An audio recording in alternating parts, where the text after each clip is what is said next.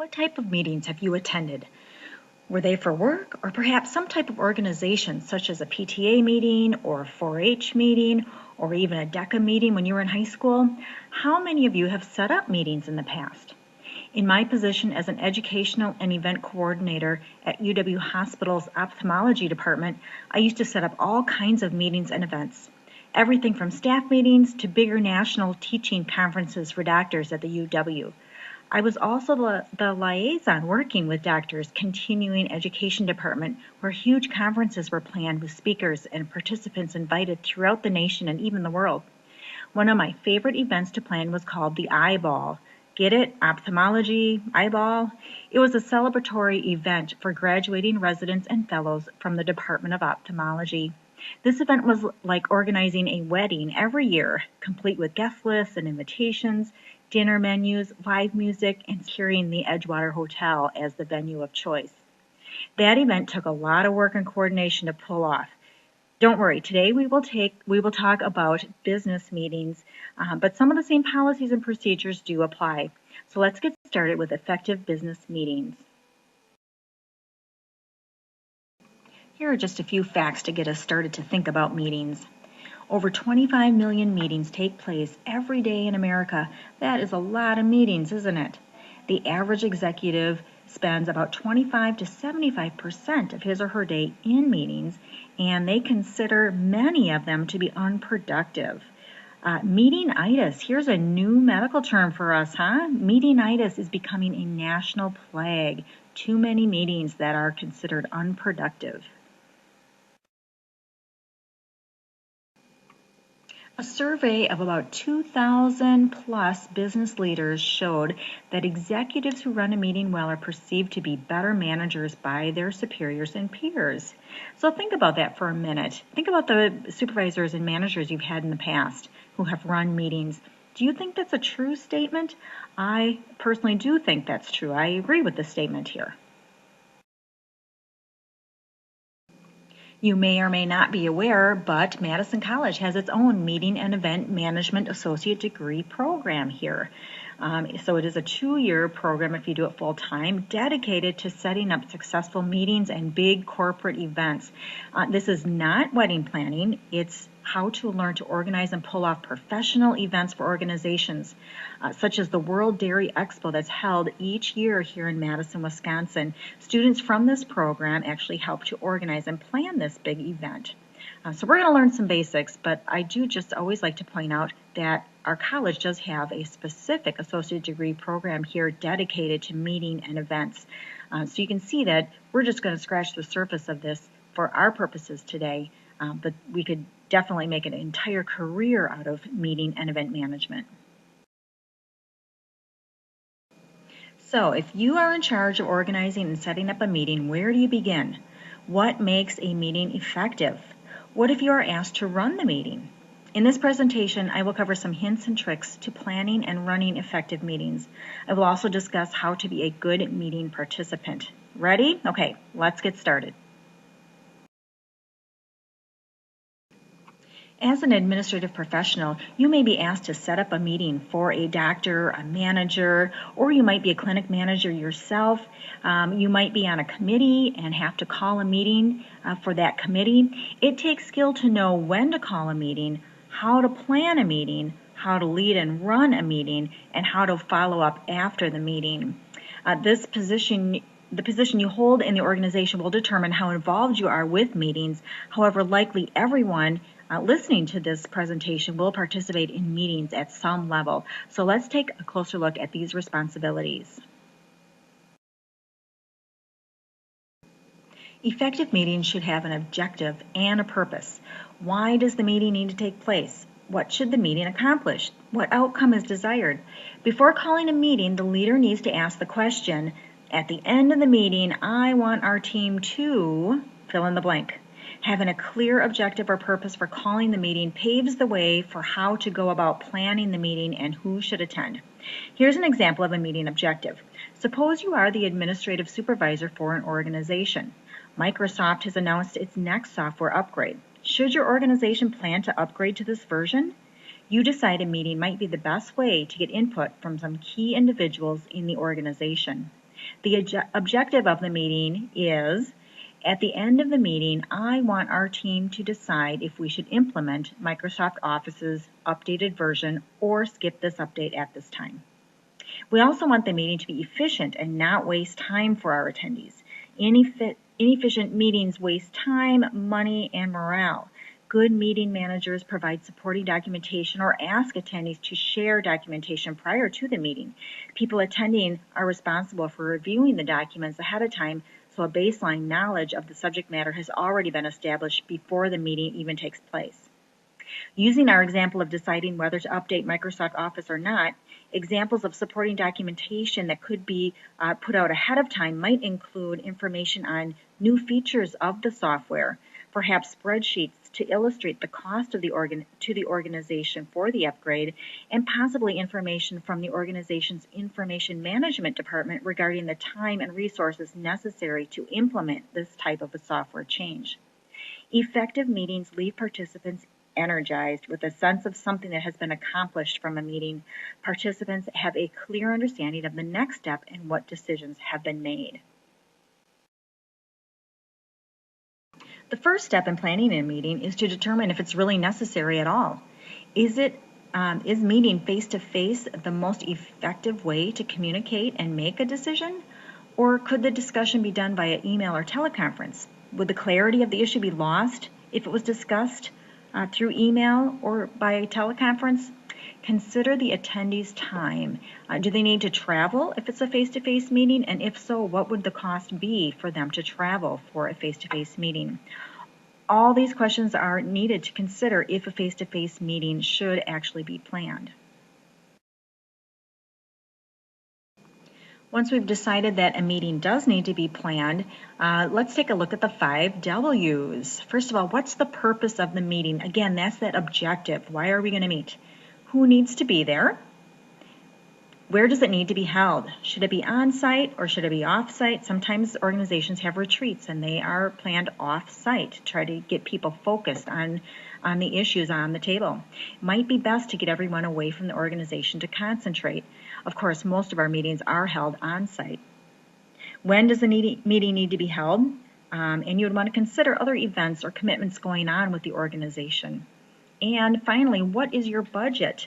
Every department will have a budget and need to determine if it's in your budget to hold a meeting and what types of things you can include with the meeting due to a budget. Once it is determined that a face-to-face meeting is warranted and how many participants will be invited to attend, it's time to start to actually plan the meeting. And here's where you come in. First things first, the room needs to be reserved. Some organizations have policies in place to do this and or reservation forms that need to be completed. At Madison College, we have a form, an online form that needs to be filled out to reserve a room. A good administrative specialist will have a list of appropriate conference rooms or take a walk around the organization to seek out a good meeting room to request. Requesting a room early is essential as you need to relay the information to the attendings when inviting them. Note that your room shouldn't be too big, nor should it be too small. The room should be very comfortable for the size of people that are going to be attending. Something that you might not think about is the room setup. Room setup depends on the type of meeting and some decisions that need to be made during the meeting. So you can see here we have a circular room, and this is good for solving problems. It promotes equal contributions by members. We have a U-shaped room, which is typically good for a training type of meeting, and it promotes interaction. A rectangular or a classroom style of tables with rows is good for decision making. We want to avoid placing anyone at the head of a table or the top of a room because it kind of gives them an indirect placement of power there.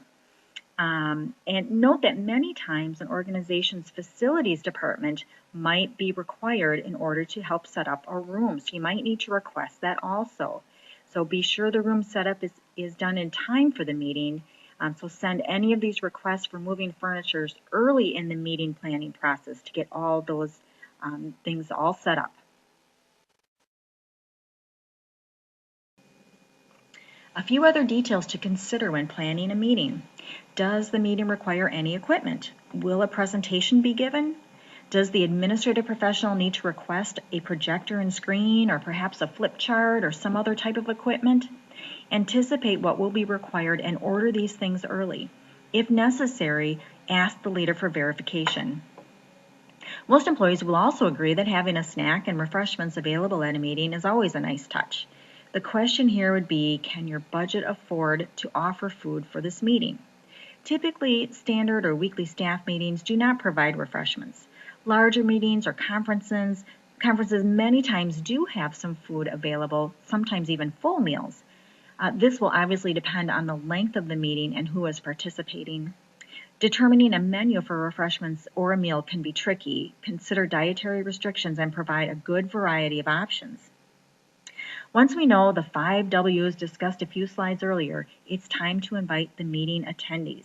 How many participants are invited also depends upon the type of meeting. Perhaps a simple email to the selected individuals makes the most sense. Maybe a formal invitation business letter is the best way to invite participants who are outside of your organization.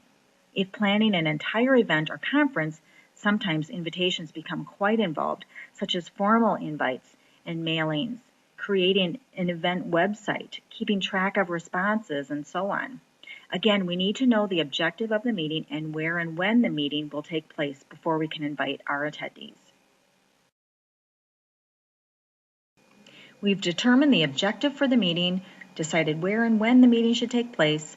We've secured a room to hold the meeting and have invited our meeting participants. Now it's time to create an agenda.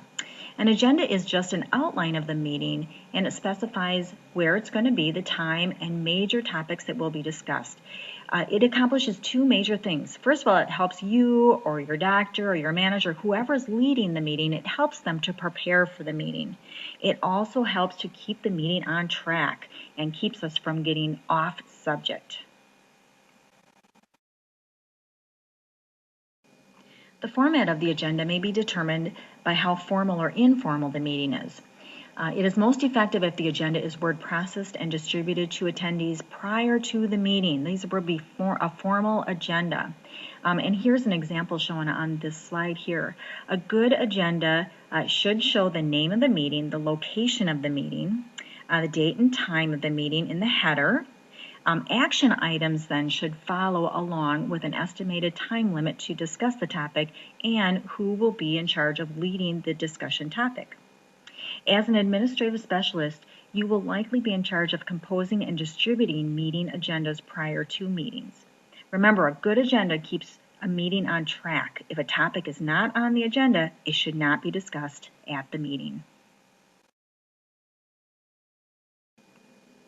If you find yourself in charge of actually leading a meeting, here are some fun 10 commandments to remember about conducting a meeting. Number 1, thou shalt always know what time it is. We don't want to get off track with our agenda and the time limit of our meeting. Number 2, thou shalt not forget the main reason for the meetings. Stick with that objective for the meeting. Number 3, thou shalt remember the golden rule of meetings. Praise in public, criticize in private. And this is definitely a great rule, not only in meetings but anywhere, that we would never want to criticize our coworkers or anyone else in public. We always would want to do that in private. And of course, praising in public is great, but that's a very, very important one. Number 3 is very important. Number 4, thou shalt not convene meetings outside of normal business hours. We need to respect other people's personal time. We don't want to be always having meetings either really early in the morning or after business hours. Keep it within the business hours for the most part. Number 5, thou shalt not use group pressure to log roll conclusions. Some people may feel like using a meeting to pressure people into agreeing to actions or ideas that they know aren't right in order to promote their own agenda. So this is called group pressure. We would not want to do that. The 6th commandment of conducting a good meeting: thou shalt not use meetings to destroy others' careers. So don't bring personal issues into the meeting with the intent to be destructive. Keep your personal emotions out of the room. Commandment number 7, thou shalt keep the personal and corporate distinct. This means not getting too close with each other. If you're friends with your coworkers, that's fine, but be careful about this and don't carry on in a meeting environment about your relationship or plans for the weekend. This can cause your other employees to feel uneasy and cause some animosity. Besides appropriate socialization before and after meetings, keep it to business and keep it professional. Number 8, thou shalt remember that the best model for meetings is democracy, not monarchy. So here the leader of the meeting should not use the meeting as a platform to push his or her agenda. We want to lead by good persuasion, not by virtue of your title. And then number 9, thou shalt always prepare a clear agenda and circulate it beforehand. We talked about that just a few slides earlier. Agendas are very effective to keeping meetings on track and letting people know ahead of time what to expect. And number 10, thou shalt terminate a regular scheduled meeting when its purpose for being no longer exists. So this is the old adage that if we don't need it anymore, let's get rid of it. So sometimes, we don't want to meet just to meet because we've always met. Take a good look at those, and if a meeting is no longer necessary, stop meeting. Typically, a manager or supervisor will actually conduct a meeting. As a medical administrative employee, you may need to run a meeting. However, you will likely be a participant in many meetings before being asked to lead one. Here are some great examples of how to be an appropriate meeting participant. So RSVP, if it's requested to let them know if you're coming, make sure you do that and do it early. Arrive early to the meeting. Do not come at the last minute or when the door has been shut. Come prepared. If information was sent out ahead of time before the meeting for you to read and understand before the meeting starts, read it and be prepared. Do not interrupt. So wait your turn. Obviously, we learned this way back in kindergarten, but we don't want to interrupt someone who is speaking. Dress appropriately. Make sure that you are always professional in your dress. Cut the cell phone and pager. So it goes without saying, put your cell phone away. We don't want to be hearing them go off. Just put them away and get rid of that temptation. If you want to speak, raise your hand, and people should speak in turn during a meeting. Pay attention. Don't drift off or don't doodle or whatever. Pay attention to what's going on. Be patient and calm, especially if there's a topic that you're feeling anxious about. Try to remember to stay patient and calm and professional all the time. Be sure to attend the entire meeting. Don't skip out early or come in late. That just, again, is just all about being professional, some of those soft skills that we've talked about in other courses. Respond to action items. So action items would be put on our agenda, and that's what we're looking for to get resolution for the meeting. So respond to those appropriately. Okay, we've planned our meeting, we've had our meeting, it was a great meeting. Now it's time to follow up on the meeting. Once the meeting is completed, meeting notes or minutes should be written and distributed to meeting participants. This is a critical step in effective meeting management because it is a record of what was decided at the meeting. As an administrative specialist, you will likely be asked to take meeting minutes. A recording secretary is usually appointed to take minutes, and this might be you. Some staff take turns composing the meeting minutes following a staff meeting, and this is what the business technology faculty do for our staff meetings. We all take turns taking the minutes. If you are appointed to take minutes, don't hesitate to ask for clarification if you are recording the minutes. Consider taking in a laptop to take your minutes. Most of us can type faster than we can write. I usually copy and paste the agenda as a starting point for my meeting minutes, as all the action items are already outlined on the agenda, and it's a good starting template. So think about that. Another real key here, don't procrastinate to word process and complete those meeting minutes after the meeting. So do that as soon as the meeting is over to avoid forgetting what the details of action items may have been discussed. Meeting minutes are an official record and a summary of what was discussed and the decisions that were made at the meeting, and they should emphasize what was done and what was decided, not what was said by members.